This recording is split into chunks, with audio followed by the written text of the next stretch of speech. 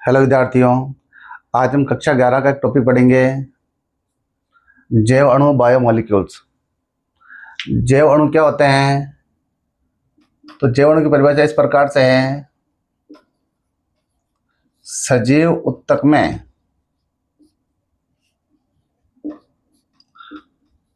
मिलने वाले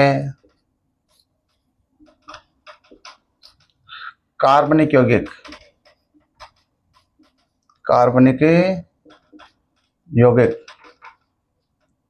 जैव अणु कहलाते हैं। सजीव ऊतक में जो कार्बनिक यौगिक होते हैं उन्हें कहा जाता है जैव अणु, बायोमोलिक्यूल्स। जैव अणु को दो भागों में बांटा गया है। एक तो होते हैं सूक्ष्म जैव अणु,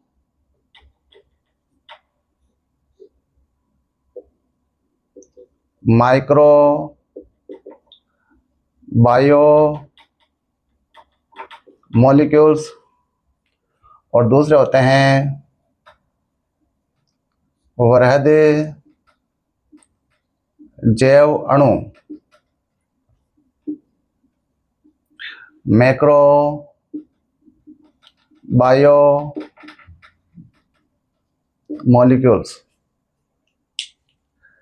सूक्ष्म जैव अणु का अर्थ होता है जिन जैव अणुओं का मॉलिक्यूलर वेट यानी आणविक द्रव्यमान 1000 डाल्टन से कम हो, उन्हें कहा जाता है सूक्ष्म जैव अणु। इनका मॉलिक्यूलर वेट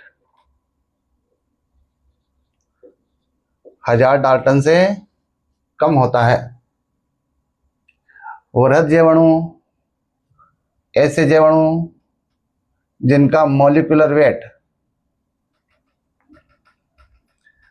10,000 डाल्टन से अधिक हो, उन्हें कहा जाता है वृहद जैव अणु। सूक्ष्म जैव अणुओं के नाम इस प्रकार से हैं,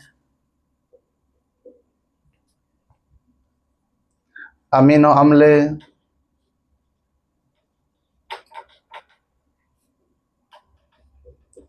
ग्लिसरॉल,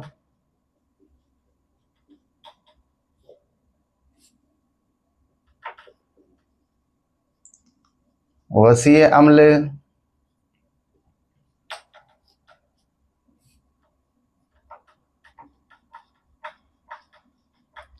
लिपिड्स,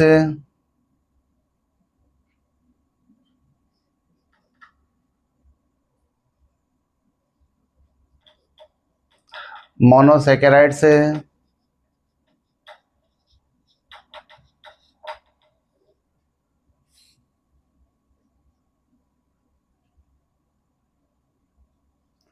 नाइट्रोजन क्षार,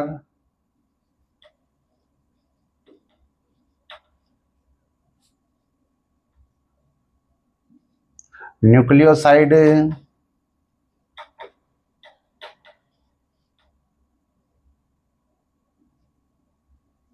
और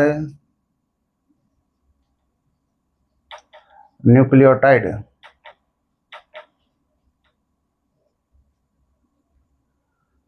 वृहद जैव अणु इस प्रकार से हैं,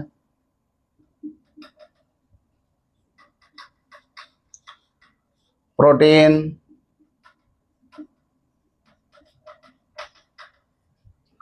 पॉलीसैकेराइड,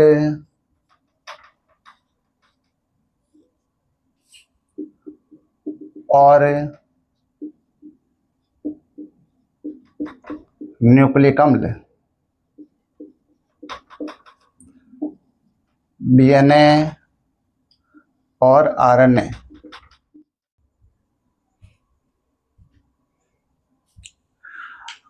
अब हम पढ़ेंगे किसी सजीव ऊतक से जैव अणु को कैसे सेपरेट करते हैं। सजीव ऊतक से जैव अणु को सेपरेट करने के लिए हमें सबसे पहले कोई सजीव ऊतक लेना पड़ेगा। जैसे फॉर एग्जांपल पौधे की पत्ती ले सकते हैं या जंतु के यकृत ले सकते हैं, और वो जो सजीव ऊतक है उसे खल में डाल करके मूसल की सहायता से TCA के साथ में यानी ट्राइक्लोरो एसिटिक एसिड के साथ में उसे पीसना पड़ेगा। जैसे मान लेते हैं ये हो गया खरल, और इसमें डाल दी मान लो ये पौधे की पत्ती, और डालना है TCA acid, trichloro acetic acid. ये डाल करके फिर मूसल की सहायता से इसे कूटना है। इस प्रकार से होता है ये मूसल। तो इसकी सहायता से कूटेंगे, पीसेंगे तो हमें एक गाढ़ा कड़दम प्राप्त होगा। कड़दम बोल सकते हैं, सलरी बोल सकते हैं। उस गाढ़े कड़दम को बारीक कपड़े से छानना है। तो यहाँ पे जो भी पीसने से जो गाढ़ा कड़दम होगा, उस कड़दम को, उस सलरी को एक बारीक कपड़े से छानना है। तो आप देखोगे कि कड़दम का कुछ हिस्सा जो इस एसिड में सोल्यूबल है, घुलनशील है, वो तो छन जाएगा, और जो इस एसिड में घुलनशील नहीं है वो कपड़े में ही रह जाएगा। तो जो भाग छन जाएगा उसे कहेंगे निशंद, और जो कपड़े में रह जाएगा उसे कहेंगे धारित। तो इस प्रकार हमें दो प्रकार के अंश प्राप्त हो जाएंगे, निशंद और धारित।